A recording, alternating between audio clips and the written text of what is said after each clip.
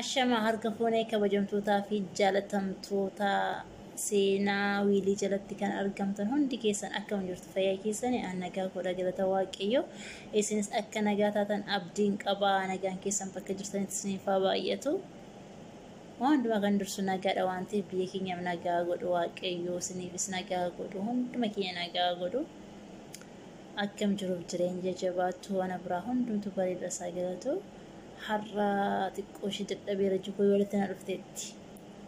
na dabalatammoo aareeras dhugaa jechi koo har'a maal ture beektu kan arrabnii fi ilkaan fidu kormi ari'een fidu jedhee mammaaka Oromoon dur abbaan koos ni jedha akkas innaa kan afaan keenya fidu wanti nutti dhufuun beekamu booda dhala keenya irrattis ta'e maal keenya irrattis jechuudha. Waa tokko na aarse innis maal dhabeettu jiru. Mucaatii tokkotu jirti beekta tiktookii irraati. Nama arrabsitu waan tokko hin jettu. Garuu hin zammarti. Mazmurii faata buutee hin zammarti. Ofiishees immoo hin zammarti. Nama arrabsitu maal hin jettu. Bakka hojiin ishee zammaruu madha. Hin faarfatti jechuudha. Jala deemanii maal jedhuun beektu. Bareedina eenyuun nuu kenna jiru waaqayyoodha. Inni akka fedhaaf jaalala isaatti kan uume hundi keenya iyyuu miti. Inni maal ta'a fedhaaf waaqayyo jaalala ittiin nuuf kenne qaama keenya guutuu baga nuuf kenne malee jechuudha. Maal ta'a yaa waaqi koo si haa galatu yoo jenne. Hundumtuu akka fedha isaa ta'ee namni fokkisaa barbaadu hin jiru waan hundumaayyuu jechuudha. Bareedina hawa waan ta'eef. Kanaafiyyuu namni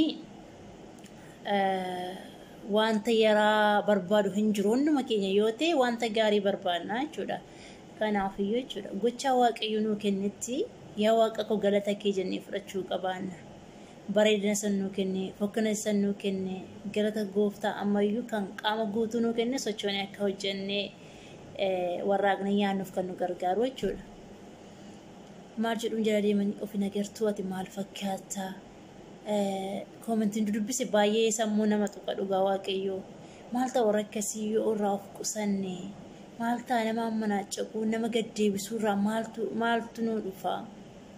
hunduma isaa kan namaa kennu waaqayyoodha harkaan miti harkaan bukeeffannee toshanna miti akka biddeenaa fakkeenyaaf biddeen gaafa fokkise yookiin sirriitti hin sukkuumamne yookaan immoo obsiteetti baay'ate jenna kun harkaan toshamaa waan ta'eef uumaa mitika kana garuu uumaa waaqayyoo keessan galiina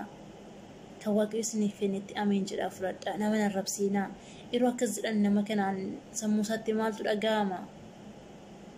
kaayyoo inni boru jechuun waan tokkotti hin deema jedhu itti dhaga'amuu danda'a yoo jecha namaa dhagaate jechuun namni tokko garuu dhugaa waaqayyo goowwaziidha maaliif jecha nama deemeyyuu dubbisu kaayyoo isaa fiixaan baafachuuf yaada malee akkasin jedhamu namaanii nama kamiyyuu ta'ee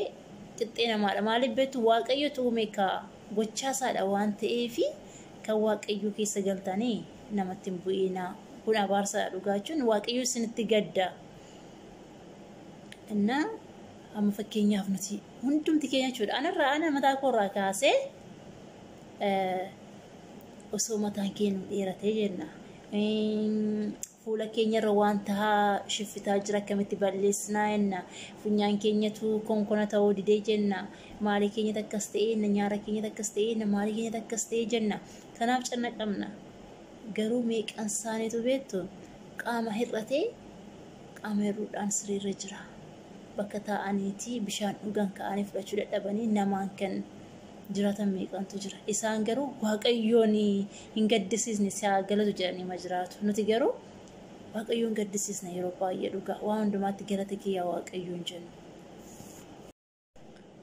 Innaa yeroo hundumaa waaqayyoon galateeffachuun isa tokkodha. Waaqayyoon hin gaddisiisan yeroo hundumaa nuti warra qaama guutuu qabnutu waaqayyoon mufachiisa sinii galee ani akkasin ta'ee furdina koo baay'ee dabalee akkamiin hin qannasaa sheepiin koo dhugaatii akkamiin hin sirreessaa maalii koota akkas ta'e maalii akkamittiin akkas godhaa. Waaqayyooti gongomna garuu warri qaama miidhamaa ta'an gongomanii beekan miidhamanii jiru garuu miidhamaatu ta'anii jiranii yaa waaqayyo si haa galatu jedhu malee waaqayyoon gaddisiisanii hin beekanii waaqayyottis gungumanii hin beekan yeroo hundumaa waaqayyoon ofirratti ilaalu waaqayyotti haa gammannu ganama kaanii amma hundumti keenya anarraa kaasee ganama gaafa kaanu inna hirriba ganama sana ammoo hundumti keessanuu beektu himmeenya ofti kaanee fuula keenya dhiqachuuf iyyuu baay'ee tokko amma nuti of mimiccaa deemna natu beeka isinis beektu tokkoon keenya beektire garuu immoo nuti kaanee fuula keenya dhiqachuu dadhabneetu waa meeqa gungumaa mana fincaanii seenne fuula keenya dhiqan meeqan isaaniitu immoo kalee isaanii miccisuuf qophaa'ee jira beektu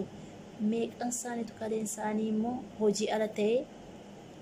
ciisee gadda beektu kanaafiyyuu kana yayyaanne yeroo hundumaa waaqayyoon galateeffachuu waan hundumaa keessatti waaqayyoon galateeffadha saba hundumaa dhufan keessatti maaliif isaan ta'a waan ta'eef innaa dabalatammoo nama narrabsiina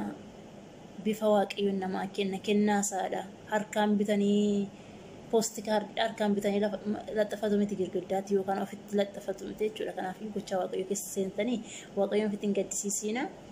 nama sanas immoo hamlee isaa gadi hin buusinan siniin jedha waan na caqasaniif galatooma ammas immoo dachaa ganni keessan guddanaaf haa ta'u isa dhugaa baay'een keessan subscribe naa gootaniittu guddaa galatoomaa waaqayyoorraa gochaa keessan argadha gochaa qabbaneessa kaayyoon keessan galmasiniif haa ga'u hundi keenya immoo wal malee waan qabnu wal jajjabeessaa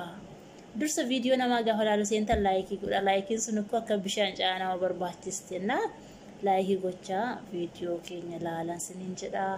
yoo viidiyoon kun sitti tole immoo share naa godha subscribe naa godha laayikis naa godha horaa bulaa bye